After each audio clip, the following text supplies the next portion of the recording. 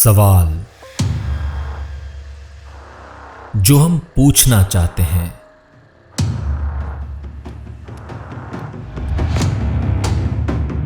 वो सवाल जिनके जवाब हमें दरकार हैं।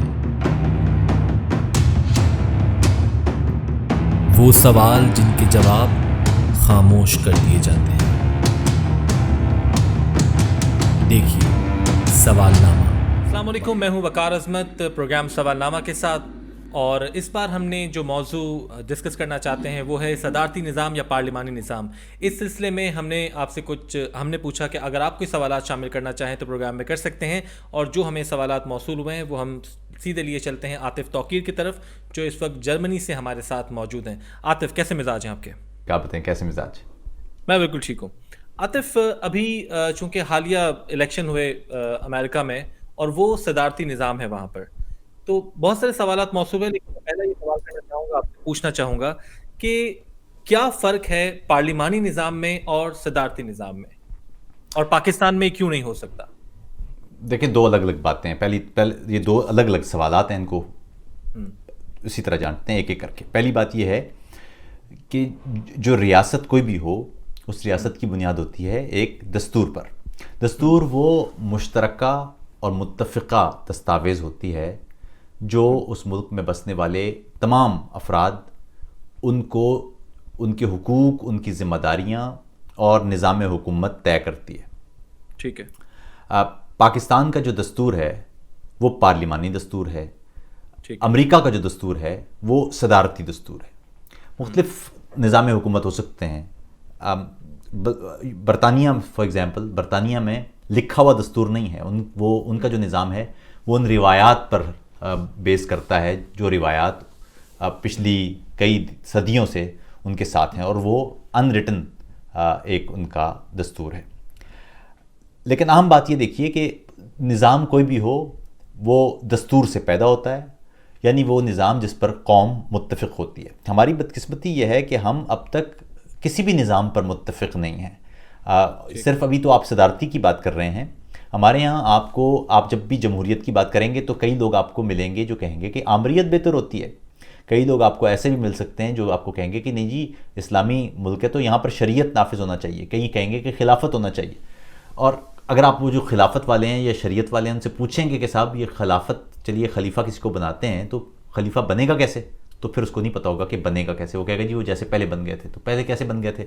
पहले तो सहाबा मौजूद थे, अब तो साहब ही नहीं है आपके पास, अब तो आम लोग हैं, उनको चुनेंगे कैसे? तो नहीं पता। तो हमारे यहाँ ज़्यादातर लोग जज्बाती तौर पर तो बात करते हैं, लेकिन अहम बात वो समझने को तैयार नहीं है, और वो ये है कि निज़ाम कोई भी होगा उसकी बुनियाद दस्तूर पर होगी, और चूँकि पाकिस्तान का दस्तूर पार्लिमानी निज़ाम जमहूरियत से मुताल्लिक़ है, इसलिए वो पार्लिमानी जमहूरियत ही उससे पैदा होगी। ठीक है। अच्छा, देखें, सवाल यहाँ पर इसलिए है, मैं आपको बताता हूँ उसकी वजह क्या है कि ये इस पर क्यों इतना डिस्कस होता है। दो तरीके से हम देखते हैं कि एक, अगर सदारती निज़ाम अगर पाकिस्तान में नाफिज होता है तो एक प्राइम मिनिस्टर जो इस वक्त इलेक्ट होता है, बहुत सारे इलेक्टेबल्स होते हैं जिनकी वजह से वो प्राइम मिनिस्टर बन पाता है। यानी वो इलेक्टेबल्स उसको पार्लियामेंट में लेकर आते हैं और वज़ीर आज़म मुंतखब करते हैं, जिसकी वजह से मौजूदा प्राइम मिनिस्टर, अगर हम इमरान खान की मिसाल लें तो हमें ये नज़र आता है कि बहुत सारे कॉम्प्रोमाइज़ करने पड़ते हैं। यानी वो लोग जिनको वो पार्टी में नहीं लाना चाहते थे, जिनको वो इलेक्शन से पहले या पिछले इलेक्शन में किसी और पार्टी में होते थे, उनके खिलाफ बोलते थे, लेकिन आज उनको शामिल करना पड़ा है। यानी मजबूरी ये है कि ना चाहते हुए भी इलेक्टेबल्स को शामिल करना पड़ता है। उसके बाद आप उन्हीं लोगों को वज़ीर बनाते हैं, उन्हीं लोगों को वजारतें देते हैं। वहाँ पर फिर करप्शन होती है। इल्ज़ाम अगेन उस ईमानदार प्राइम मिनिस्टर पे होता है, अगर वो ईमानदार है तो वो भी इस चक्कर में, यानी अगर आप देखेंगे तो कहीं ना कहीं उस पर भी इल्ज़ामात लगते हैं। तो मामला ये है कि क्या इसको किस तरह से हल किया जाए कि आप मजबूर ना हो, और जिस तरह अभी हैं हमारे पास प्राइम मिनिस्टर के साथ कितनी वज़ीर हैं जो वजारतें लेके बैठे हैं, ज़्यादातर टेक्नोक्रेट्स हैं जो कि मुल्क चला रहे हैं। तो ऐसा क्यों नहीं हो सकता, ये मुझे बताइए। देखिए, पहले तो ये समझ लीजिए कि ये जो टेक्नोक्रेट्स की हुकूमत होती है, ये होती ही उस वक्त है जब मुल्क में जमहूरियत नहीं होती है। जमहूरियत तब होती है जब आप आवाम से राय लेते हैं। पाकिस्तान में बदकिस्मती से आवाम से राय नहीं ली जाती। आपने जुमले सुने होंगे कि जी आवाम तो वो कीमे वाले नान पे वोट दे देते हैं या बिरयानी पर वोट दे। ये جملے آپ سنتے ہی اس لیے ہیں کہ آپ نے طے کر رکھا ہے کہ ہم نے عوام کی بات نہیں ماننی، ہم نے عوام کی بات نہیں سننی، ہم نے خود طے کرنا ہے کہ عوام کے لیے کیا بہتر ہے اور پاکستان کے لیے. اب ہمیں ایک چیز سمجھنے کی ضرورت ہے، وہ یہ کہ ہم پاکستان کہہ کسے رہے ہیں. پاکستان اگر زمین ہے، اگر پاکستان پہاڑوں اور دریاؤں کا نام ہے تو پھر تو ٹھیک ہے، پھر تو آپ ٹھیک کہہ رہے ہیں. لیکن اگر پاکستان یہاں پر بسنے والے انسانوں کا نام ہے، 20-22 کروڑ انسانوں کا نام اگر پاکستان ہے، تو پھر آپ ٹھیک نہیں کہہ رہے ہیں، کیونکہ پھر یہ ملک ہے ان کا. وہ اگر ٹھیک فیصلہ کریں گے تو انہیں فائدہ ہوگا، وہ غلط فیصلہ کریں گے تو خود بھگتیں گے، وہ پھر غلط فیصلہ کریں گے پھر بھگتیں گے، وہ پھر غلط فیصلہ کریں گے پھر بھگتیں گے، اور اس طرح کرتے کرتے وہ ٹھیک فیصلہ کریں گے. اور ایمانداری کی بات دیکھیے، ایمانداری کی بات یہ ہے کہ پاکستانی قوم نے جب بھی آزادانہ فیصلہ کیا ہے وہ ہر دفعہ ٹھیک رہا ہے. پاکستان کو نقصان کب پہنچا ہے؟ آپ پاکستان کی تاریخ دیکھیے، آپ دیکھیں گے کہ پاکستان کو نقصان وہ ملک ٹوٹنے کی صورت میں ہو، یا وہ سیاچن چھن جانے کی صورت میں ہو، یا وہ کسی جنگ کی صورت میں ہو، یا وہ ملک کے شہری ان کی امریکہ کی حوالگی کی صورت میں ہو، یا ملک کے فوجی اڈے دینے کی صورت میں ہو، یا ملک پر ایک فورن طاقت اس کی مفادات کی جنگ شروع کرنے. یہ تمام واقعات کب ہوئے ہیں؟ آپ یہ دیکھیے کہ آپ کی لولی لنگڑی پارلیمان جب بھی رہی ہے، اس دور میں پارلیمان میں جب فیصلہ آیا ہے کوئی ہونے کے لیے، فار ایگزامپل میں آپ کو ایگزامپل سے بتا سکتا ہوں، یمن میں پاکستانی فوج بھیجے جانے کا جیسے معاملہ تھا، پارلیمان میں جب یہ بات آ گئی تو پھر پارلیمان نے نہیں ہونے دیا یہ کام. اگر آپ امیجن کیجئے نا کہ آپ کی فوج یمن میں لڑ رہی ہوتی تو آپ کے ملک میں کس انداز کی فرقہ واریت پیدا ہو جاتی.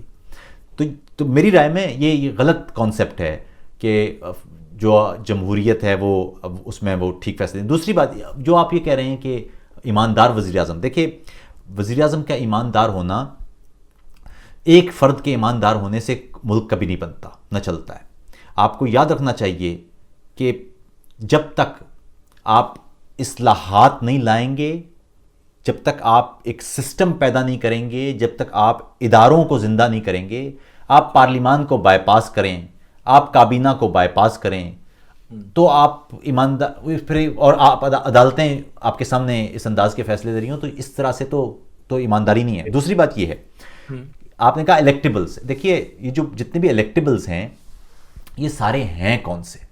یہ سارے وہی لوگ ہیں جو گیٹ نمبر 4 بقول شیخ رشید کے وہاں سے آئے ہوئے لوگ ہیں. یہ سارے جی ایچ کیو کی آشیرواد والے لوگ ہیں.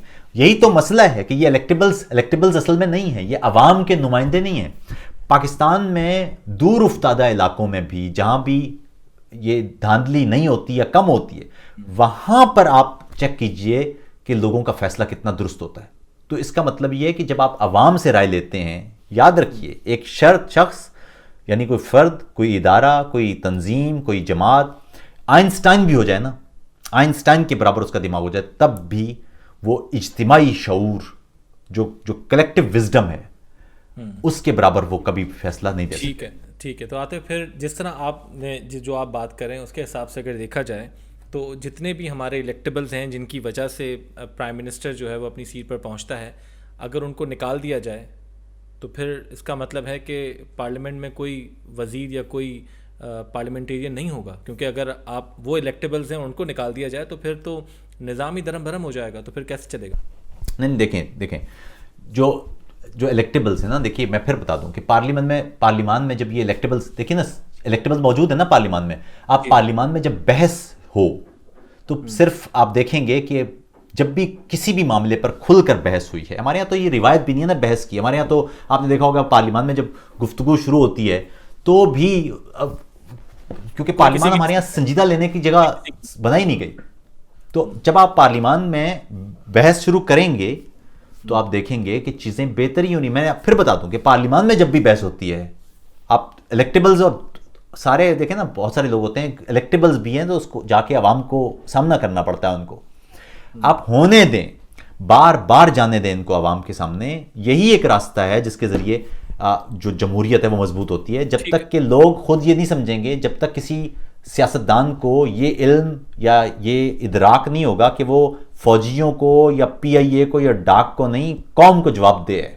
اور بار بار اس کو قوم کے پاس جانا پڑ رہا ہے، اور قوم کا جو بھی فیصلہ اس کو اگر منظور کیا جا رہا ہو پورے وہ جو سچائی کے ساتھ، تو پھر آپ دیکھیں گے کہ چیزیں خود بہت 2 دفعہ 3 دفعہ 4 دفعہ الیکشنز ہوں گے، چیزیں ٹھیک ہو جائیں گی۔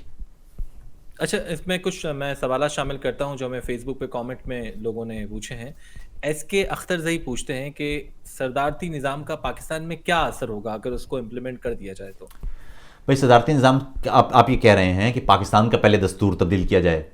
ایک دستور جو ہے وہ پاکستان کی امینڈمنٹ کر سکتے ہیں نا عاطف؟ ہاں تو تبدیل ہوگا نا، پھر دیکھیے نا دستور تبدیل ہونے کی بات ہوگی نا۔ پاکستان کے دستور کی بنیاد ہے پارلیمان، یعنی وہ آپ اس کو پارلیمان سے طاقت لے رہے ہیں، آپ یہ کہہ رہے ہیں پارلیمان سے ساری طاقت لے کے صدر کے پاس بھیجی جائے، یہ ہے نا صدارتی نظام، ورنہ تو وہی ہوگی نا بات، ورنہ آپ نے وزیر اعظم کا نام رکھ دینا نا۔ تو آپ یہ کہہ رہے ہیں کہ پارلیمان راضی ہوگی کہ اپنی طاقت وہ ایک شخص کو دے دے۔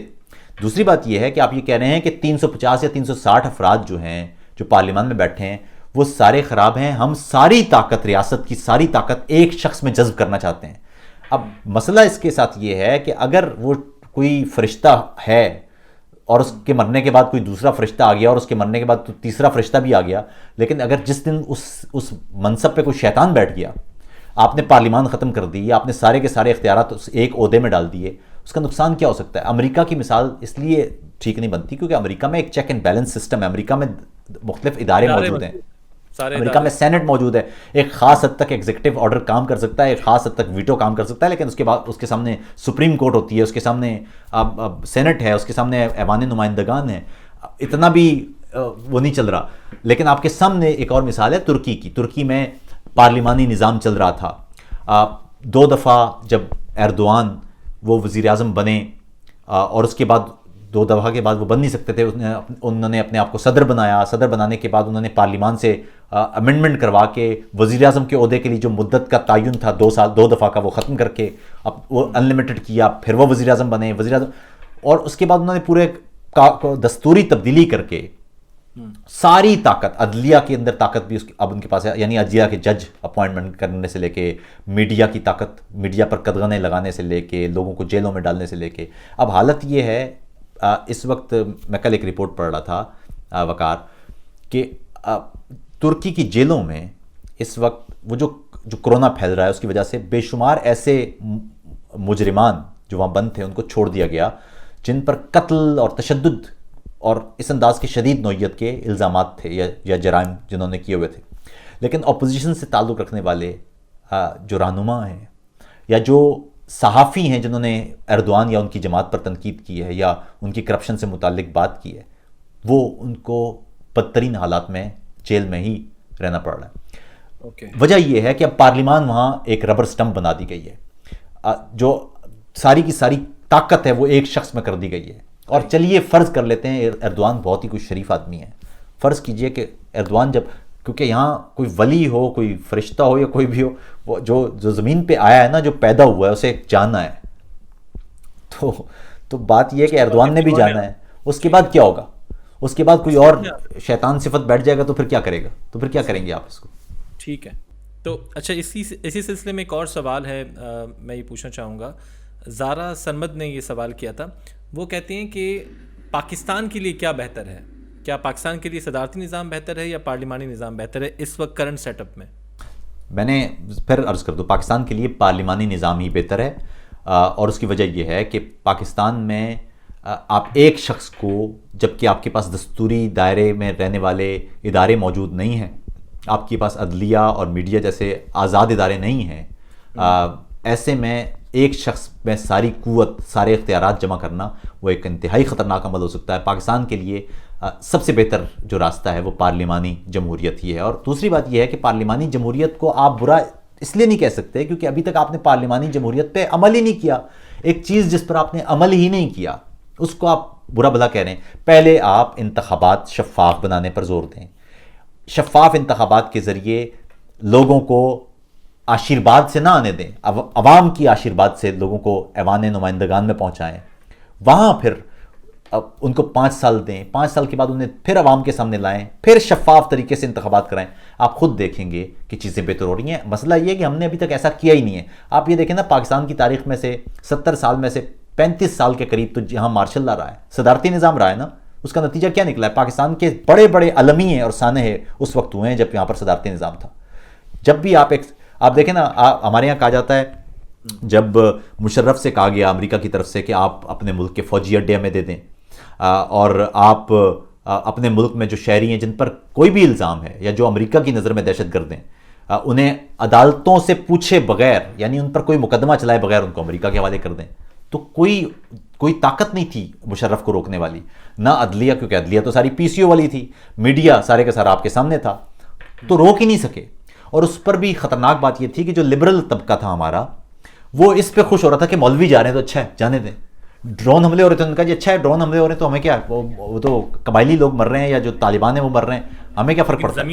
یہ وہ خطرناک معاملہ تھا جس کی وجہ سے جب ایک شخص میں آپ طاقت دے دیں گے, کوئی چیک اینڈ بیلنس نہیں ہوگا, تو نتیجہ ڈیزاسٹر نکلے گا. بلکہ ایک مزے کی بات یہ کہ امریکی وہ کولن پال لکھتے ہیں کہ ہم جب جو مشرف ہے اس کو وہ فہرست دے رہے تھے, غالباً 19 پوائنٹس کی فہرست تھی, اور ہم یہ کہہ رہے تھے کہ اس میں سے وہ اگر یا 21 پوائنٹس کی فہرست تھی, اور ہم اس میں کہہ رہے تھے کہ اگر وہ 10 بھی مان جاتے ہیں تو یہ کام ہو جائے گا. لیکن جب ہم نے ان کو لسٹ دی, ان کا سارے کے سارے قبول ہیں. لیکن ٹھیک ہے عاطف, میں سمجھ گیا آپ کی بات. لیکن مجھے ایک بات بتائیے, آپ کو نہیں لگتا کہ سب سے پہلے عوام کو باشعور ہونا چاہیے, تاکہ جن لوگوں کو وہ منتخب کر کے لاتے ہیں وہ لوگ کم از کم اس قابل ہوں کہ جو بیٹھ سکیں اس سیٹ پر, اس پارلیمنٹ میں بیٹھ سکیں, وہ واقعی ان کی نمائندگی کرتے ہوں اپنے حلقوں کی. کیونکہ یہاں پر دیکھا ہی جاتا ہے کہ عاطف, ہمارے ہاں جو ووٹ ہے وہ باقاعدہ بیچا جاتا ہے. آپ کہہ رہے ہیں کہ ٹھیک ہے وہ کسی اور کے آشرواد سے آتے ہیں, اسٹیبلشمنٹ اس میں انوالو ہوتی ہے, الیکشن کبھی بھی نہیں ہوتا ان کے بغیر, یا ریگڈ ہوتے ہیں. لیکن ڈونٹ یو تھنک کہ پہلے عوام کو اتنا شعور ہو کہ وہ ان لوگوں کو ہی ووٹ کرے جو ان کے کام آنے والے ہوں, جو کہ ملک کے مفاد کے لیے ہوں, تو پھر یہ نظام صحیح چلے گا. اگر عوام میں ہی وہ شعور نہیں ہے تو پھر کیسے کام ہوگا؟ تو عوام میں شعور کیسے آئے گا وقار, آپ بتائیے. اس کے لیے آپ کو وقت دینا پڑے گا. تو وقت تو دینا پڑے گا, لیکن اس وقت کو دینے کے لیے بھی ضروری ہے نا, وقت کو دینے کے لیے. ہمارا جو ہمارے وزیر اعظم ہیں وہ کام کر رہے ہیں اس کے اوپر, عوام کو یہ بات پہنچانی پڑے گی کہ وہ کس کو ووٹ دیں اور کس کو ووٹ نہ دیں. نہیں وہ تو ٹھیک ہے, مسئلہ یہ ہے, پہلے تو آپ کو میں پھر بتاتا ہوں, سب سے پہلے تو آپ کو یہ میک شیور کرنا ہوگا کہ ہر سیاستدان اسے پتہ ہو کہ اس نے عوام کے سامنے جانا ہے. ہائبرڈ حکومتیں عوام کی جواب دہ نہیں ہوتی ہیں. جب آپ کو جی ایچ کیو لائے گا تو آپ جی ایچ کیو کو سرو کریں گے, عوام کو سرو نہیں کریں گے. یہی میں بار بار کہہ رہا ہوں, جب آپ ایک شفاف انتخابات, واحد چیز ہے شفاف انتخابات پہ سب سے زیادہ زور دیں تاکہ عوام فیصلہ کریں. عوام غلط فیصلہ کریں گے نا, ٹھیک ہے, غلط فیصلہ کریں گے تو 5 سال وہ بھگتیں گے, مہنگائی ہوگی, بحران ہوں گے, بہت ساری چیزیں ایک کے بعد ایک کانسپریسی آ رہی ہوگی. اس کے بعد وہ دوبارہ انتخابات کے لیے جائیں گے.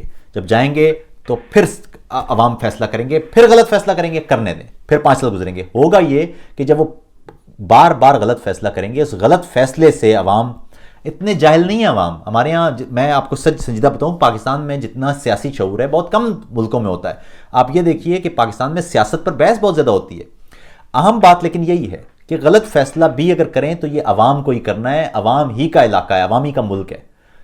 یہ طے کرنا پڑے گا آپ کو کہ یہ ملک کس کا ہے. یہ ملک چند سیاستدانوں کا ہے, یہ ملک بیوروکریسی کا ہے, یہ ملک 6-7 لاکھ فوج کا ہے, یہ ملک پولیس کا ہے, یہ کس کا ہے ملک؟ اگر یہ ملک 22 کروڑ انسانوں کا ہے تو فیصلے کا حق بھی ان 22 کروڑ انسانوں کو دیں, کیونکہ وہ فیصلہ کریں گے تو ہی ٹھیک ہوگا. ایک اور چیز سمجھ لیجئے, بات یہ ہے, جب فرض کیجئے آپ ایک بڑے کرپٹ آدمی ہیں, آپ نے عوام سے ووٹ لیے ہیں, لیکن وہ ووٹ عوام نے دیے ہیں, آپ کو کسی نے کوئی مدد نہیں کی, آپ کو پتہ ہے کہ لیکن آپ کرپٹ آدمی, آپ نے جا کے 5 سال کرپشن کی ہے, اب آپ دوبارہ عوام کے سامنے آئے ہیں, اب کیا ہوگا؟ آپ پھر غلط دے دے گی ووٹ, ٹھیک ہے غلط دے دے گی, تیسری دفعہ ووٹ دے گی, آپ کے 7 والا حلقہ آگے جا رہا ہوگا اور آپ کا حلقہ وہیں پہ رہ رہا ہوگا. یا ملک کے کسی خاص علاقے میں ترقی ہوگی جہاں پر بہتر لوگ ہوں گے اور دوسرے علاقے پیچھے رہنا شروع ہو جائیں گے. تو خود بخود یہ جو چیک اینڈ بیلنس ہے نا, اسی کا نام ہے. اسی لیے انتخابات کڑی ہے, بنیادی کڑی انتخابات ہے. انتخابات کو شفاف ترین بنائیں, آپ کے بہت سارے مسائل حل ہونا شروع ہو جائیں گے. عوام کو شعور تو ہونے ہی نہیں دیتے. آپ یہ دیکھیں نا کہ جب آپ عوام کی رائے سے بن نہیں رہے تو عوام کو سرو کیوں کریں گے؟ یہ ہے وہ بنیادی کلیہ. ٹھیک. اچھا عاطف، یہ بتائیے، دیکھیں ہمارے پڑوسی ملکوں میں اگر ہم دیکھتے ہیں، ایک طرف افغانستان میں وہاں پہ صدارتی نظام ہے، بھارت میں ایک کامیاب جسے ہم کہہ سکتے ہیں کہ پارلیمانی نظام ہے، اور وہ کئی سالوں سے چل رہا ہے، اس میں کوئی انٹرپشن نہیں ہوئی جس طرح کہ یہاں پر ہوئی ہے. تو ان دونوں ملکوں میں اکانومی کا فرق ہے، ظاہر ہے پاپولیشن کا فرق ہے، لیکن آپ کو کیا لگتا ہے کہ یہ دو مثالیں جو ہمارے رائٹ اور لیفٹ پر موجود ہیں، اس کی مثال کو ہم پاکستان میں کیسے دیکھ سکتے ہیں؟ کہ ان دونوں نظام کو دیکھتے ہوئے ہم پاکستان میں کیسے دیکھ سکتے ہیں کہ کون سا نظام بہتر ہے؟ دیکھیں افغانستان میں جو صدارتی نظام ہے وہ افغانستان دیکھیے شورش زدہ ملک ہے. افغانستان میں آپ کو دیکھنا ہوگا نا کہ جو صدر ہے اس کا دائرہ کار کیا ہے، کتنے ملک کے علاقے پر اس کی طاقت چل رہی ہے. تو وہ ابھی وہاں پر ایک کسی باقاعدہ نظام کی اسٹیبلشمنٹ میں بڑا ٹائم لگے گا. ابھی تو انٹرا افغان ڈائلاگ ہوں گے، دیکھیں گے کیا ہوتا ہے. آپ انڈیا کی بات کرتے ہیں کہ انڈیا، مجھے لگتا ہے انڈیا کی ایک پلس بات ہے اور انڈیا کی ایک مائنس بات ہے، اور پاکستان کی ایک پلس بات ہے اور پاکستان کی بھی ایک مائنس بات ہے. انڈیا کی پلس بات یہ ہے کہ وہاں پر جمہوریت پریکٹس ہوتی جا رہی ہے، اس وجہ سے وہاں پر ایک جو آرگنائزیشن ہے، انسٹیٹیوشنز ہیں، وہ بن گئے ہیں. ٹھیک ہے. اور اسی لیے پچھلے 6-7 سال جو مودی کی حکومت کے ہیں 2014 سے، وہاں پر اداروں پر بہت دباؤ ہے. اور پچھلے انتخابات میں جس طرح کی مودی کو برتری ملی ہے، اس کی وجہ سے سپریم کورٹ سے لے کے دیگر جو ادارے ہیں وہ کمزور ہوئے ہیں. وہاں پر ایک خاص طرح کا نیریٹو بلڈ ہوا ہے کہ جو مودی سرکار کے خلاف بات کرے گا وہ ہندوستان کے خلاف ہے، جو نا اینٹی نیشنل. یہ پاکستان میں تو بہت تھا، لیکن اب یہ وہاں ہندوستان میں پچھلے کچھ عرصے میں بہت ترقی پائی ہے. اس نے RSS اور یہ جو رائٹ ونگ کے لوگ ہیں، انہوں نے وہاں اقلیتوں پر بھی بڑا دباؤ رکھا ہے. بری بات اس کی یہ ہے کہ چونکہ ہندوستان میں سٹرگل سے جمہوریت نہیں آئی ہے، اس لیے ہندوستان کی جمہوریت کو ایک مودی کہاں سے کہاں پہنچا دیتا ہے. لیکن دوسری بات یہ بھی ہے کہ اب جو عوامی رائے ہے وہ ہمیشہ بدلتی رہتی ہے، وہ کبھی بھی سٹیٹک نہیں رہتی. وہ ابھی اگر مودی کو انہوں نے ووٹ دے دیا تو اس کا مطلب یہ نہیں کہ مودی کو تا قیامت انہوں نے وزیر اعظم بنا دیا ہے. آگے جا کے ہندوستانی پھر کچھ فیصلہ کریں گے اور اٹھا کے پھینک دیں گے باہر. پاکستان کی ایک خاص بات ہے، پاکستان کی بری بات یہ ہے کہ پاکستان میں اب تک جمہوریت آئی نہیں ہے، جمہوریت پریکٹس نہیں ہوئی ہے. لیکن پاکستان کی سب سے اچھی بات یہ ہے کہ پاکستان میں جمہوریت کے لیے ہم نے بے حد محنت کی ہے. پاکستان میں جس دن جمہوریت آئی، میری پریڈکشن لکھ لیں، پاکستان میں جس روز جمہوریت آئے گی وہ ہندوستان سے یا اس علاقے کے کسی بھی دوسرے ملک سے بہت مضبوط آئے گی. اس لیے کہ پاکستان میں سول سوسائٹی نے محنت کی ہے. ہم نے 11 سال کے مارشل لا بھگتے ہیں، ہم نے کوڑے کھائے ہیں، ہمارے صحافی، ہمارے وکیل، ہمارے سول سوسائٹی کے لوگ جیلوں میں گئے ہیں، قتل ہوئے ہیں، لاپتہ ہوئے ہیں. ہمیں معلوم ہے کہ کس طرح سے اپنے حقوق کے لیے کھڑے ہونا ہے. ہندوستان میں کل جو سول سوسائٹی کی طاقت ہے، یا یوں سمجھے کہ جو مزاحمت ہے، اس کی تاریخ وہ اندرا گاندھی کے دور میں جو کچھ عرصے کے لیے ایمرجنسی لگی تھی وہ تھی. ہماری بڑی محنت ہے، اور ہم جب جمہوریت کی طرف جائیں گے تو وہ بہت بہتر جمہوریت ہوگی، مجھے لگتا ہے. صحیح. ٹھیک ہے عاطف، آخری سوال میں پوچھوں گا اس سلسلے میں. مجھے بتائے گا، آفاقی صاحب نے یہ سوال کیا ہے کہ امریکہ کے اندر جو صدارتی نظام ہے یہ اتنا بہتر کیوں ہے، یا وہاں پر ان کے لیے سوٹیبل کیوں ہے؟ دیکھیں امریکہ کو آپ کو امریکہ کی تاریخ میں دیکھنا پڑے گا نا، یہ بہت لمبی بحث ہو جائے گی. صرف یوں دیکھیے کہ امریکہ میں ایک دستور ہے، اس دستور نے ایک صدارتی نظام قائم کر رکھا ہے. لیکن آپ کو امریکہ کے پولیٹیکل سسٹم کو سمجھنے کے لیے آپ کو 200-250 سال پیچھے جانا پڑے گا. آپ کو دیکھنا پڑے گا وہاں جو خانہ جنگی ہوئی تھی اس کا نقصان کیا ہوا تھا، پھر اس کے بعد جو آزادی حاصل کی گئی تھی اس کا کیا امپیکٹ پڑا، تو کس طرح سے ڈیولپ ہو کے وہ یہاں تک پہنچا ہے اس میں. لیکن ایسا نہیں ہے کہ اس نظام کی بہت ساری، ابھی دیکھیں یہ جو حالیہ انتخابات ہیں ان میں بہت ساری اس نظام کی خرابیاں سامنے آئی ہیں. امریکہ میں بھی جو صدر کا انتخاب ہے وہ عوام چونکہ نہیں کرتے، پاپولر ووٹ سے نہیں ہوتا، بلکہ وہ عوام منتخب کرتے ہیں الیکٹورل کالجز، اور وہاں سے ہوتا ہے. اور آپ کبھی کبھی تو یہ دیکھیے نا، بہت ہی مختصر ووٹ زیادہ لینے کے باوجود بھی آپ ہار جاتے ہیں. پچھلی دفعہ ہلری کلنٹن نے ڈونلڈ ٹرمپ سے زیادہ ووٹ لیے تھے، لیکن اس کے باوجود ہلری کلنٹن ہار گئی تھیں، کیونکہ الیکٹورل جو ووٹس ہیں وہ ٹرمپ کے زیادہ تھے. آپ جس علاقے میں جس اسٹیٹ میں جیتتے ہیں، جب آپ جیت جاتے ہیں تو پورے کے پورے اسٹیٹ کے ووٹس آپ کے پاس آ جاتے ہیں. تو یہ ہے معاملہ. ہر جمہوریت کی اپنی کمزوریاں بھی ہیں، خرابی آپ کو، لیکن اہم بات یاد رکھنی چاہیے وہ یہ کہ جمہوریت بہترین نظام تو نہیں ہے، لیکن اب تک جو انسان نے جتنے نظام پریکٹس کیے ہیں ان کے لحاظ سے یہ نظام ہم نے بہتر دیکھا ہے۔ ٹھیک ہے عاطف، جاتے جاتے ایک لاسٹ میں کامنٹ آپ سے لینا چاہوں گا کہ صدر پاکستان ڈاکٹر عارف علوی نے کچھ عرصے پہلے ایک انٹرویو میں کہا تھا کہ پارلیمانی نظام یا صدارتی نظام سے فرق نہیں پڑتا، فرد سے حکومت ہوتی ہے کہ وہ جو آیا ہے وہ صدر ہے یا پرائم منسٹر ہے، وہ کس طرح پرفارم کر رہا ہے اور وہ کس طرح کام کر رہا ہے۔ اگر صدارتی نظام ہو اور صدر آئے اور وہ بھی کام نہ کرے اور پاکستان کی بقا کے لیے کام نہ کرے تو پاکستان کبھی بھی ترقی نہیں کرے گا۔ آپ اس پہ کیا کہنا چاہتے ہیں؟ دیکھیں، ریاست چلتی ہے اداروں سے، آپ کے ادارے مضبوط ہونا چاہیے۔ آپ سمجھ لیجئے کہ آپ کی عدلیہ اگر آزاد ہے اور بھرپور ہے، دیکھیے 4 بنیادی ادارے ہیں آپ کے۔ پہلا ادارہ ہے آپ کا مقننہ یعنی قانون ساز ادارہ، دوسرا ہے آپ کا انتظامیہ یعنی گورنمنٹ، تیسرا ہے آپ کا عدلیہ جوڈیشری، اور چوتھا ہے آپ کا میڈیا۔ اگر یہ 4 بنیادی ادارے آزادی کے ساتھ کام کر رہے ہیں اور نیچے موجود محکمے، پولیس ہے، فوج ہے، بیوروکریسی ہے، ریلوے، یہ سارے کے سارے انتظامیہ کے تحت کام کر رہے ہیں، اگر آپ کے محکمے اور ادارے فعال ہیں، آزادی کے ساتھ قانون کے نیچے کام کر رہے ہیں، دنیا کی کوئی طاقت آپ کو ترقی سے نہیں روک سکتی۔ ہوتا صرف یہ ہے کہ جب آپ کے افراد کام کرتے ہیں نہیں کرتے، اس سے زیادہ اہم یہ ہے کہ کیا ادارے اور محکمے کام کر رہے ہیں نہیں کر رہے۔ انسانی سویلائزیشن یاد رکھیے گا وہ مرقع ہی ہے مل کے کام کرنے کا۔ اگر آپ مختلف لوگوں کو مختلف افعال نہیں کرنے دیں گے، کام نہیں کرنے دیں گے، وہ کبھی بھی معاشرہ فعال نہیں ہوگا۔ آپ یہ دیکھیں نا کہ ایک کسان ہے، ایک ڈاکٹر ہے، ایک جوتے بنانے والا ہے یعنی موچی ہے، ایک آپ کے ہاں ڈرائیور ہے، ایک کنڈکٹر ہے، ہر کسی کا کام ہے نا، سب نے اپنا اپنا کام پرفارم کرنا ہے، کیونکہ یہ پرفارم کرے گا تو اس سے دوسرے کو فائدہ ہوگا، چیزیں جڑی ہوئی ہوتی ہیں۔ اگر آپ لوگوں کو کام نہیں کرنے دیں گے، اگر معاشرے میں یہ مختلف افعال پیدا نہیں ہوں گے، آپ کو انسانی سویلائزیشن سمجھنے کی ضرورت ہے، اور وہ یہ ہے کہ 10-12 ہزار سال پہلے جب انسان نے جو ایگریکلچرل ریولوشن ہے وہاں پر یہ جب پورا سٹرکچر بنایا تھا تو وہ بنایا ہی اس بنیاد پر تھا تاکہ ایک اور دوسرے شخص کو ایک طریقے سے کام کر سکیں، جڑ سکیں لوگ، معاشرے میں مختلف لوگ اپنی ایکسپرٹیز کے ذریعے پرفارم کر سکیں۔ تو اس کلیکٹیو بیہیویئر کو اپنے معاشرے کا نام دیا تھا۔ معاشرہ فعال تب ہوگا جب معاشرے کے ارکان، معاشرے کے ادارے اور معاشرے کے محکمے وہ کام کریں گے۔ ٹھیک ہے، بہت شکریہ عاطف وقت دینے کے لیے۔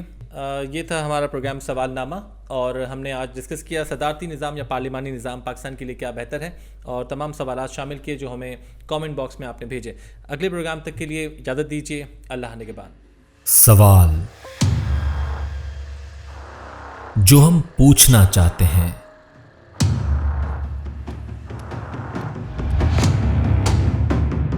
وہ سوال جن کے جواب ہمیں درکار ہیں، وہ سوال جن کے جواب خاموش کر دیے جاتے ہیں۔